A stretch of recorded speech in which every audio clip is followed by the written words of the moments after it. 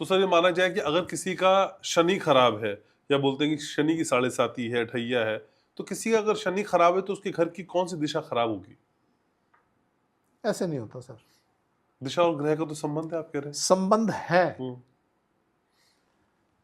आप साढ़े सती की बात कर रहे हैं, ये काल है, हम्म। और ये काल भी काल का गोचर है, वो तो चल रहा है। हम्म। साढ़े सती तो 7.5 साल के लिए आई है। ठीक है। ऐसा कुछ नहीं कि उसका कोई घर का पार्ट खराब है तो साढ़े सती आई है, हम्म।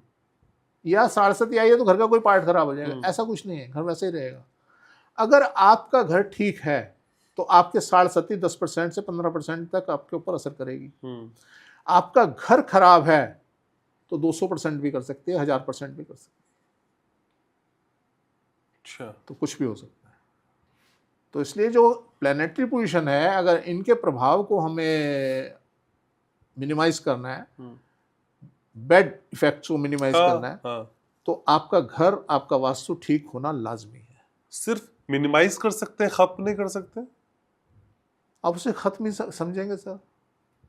अगर एक मान लीजिए साढ़े सती है, साढ़े सती का जो पहला फेज होता है वो बड़ा खतरनाक होता है, उसको बोला जाता है मृत्यु तुल्य कष्ट के योग। उसमें कुछ भी हो सकता है। जैसे कि सुशांत सिंह के ऊपर 2020 में आई थी, वो चला गया, सुसाइड हो गया। और भी 2-3 लोग थे, एक कार थी जिसमें दोनों कपल बैठे थे और नदी में गिरी, दोनों मर गए।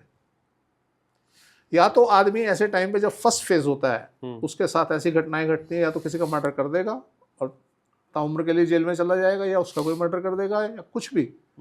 मैं ये नहीं कह रहा कि जरूरी मर्डर ही होता है, मतलब कुछ भी मिस हैपनिंग आपके साथ होने की संभावनाएं बढ़ जाती है। या आपके घर में भी? घर में भी। ओके। अब अगर आपका घर उन्नत है तो ये मिनिमाइज हो जाएंगे। ये 0% भी हो सकती है, ये 5% भी हो सकती है, 10% भी हो सकती है। अगर घर खराब है 1000% भी हो सकती है। ओके जी।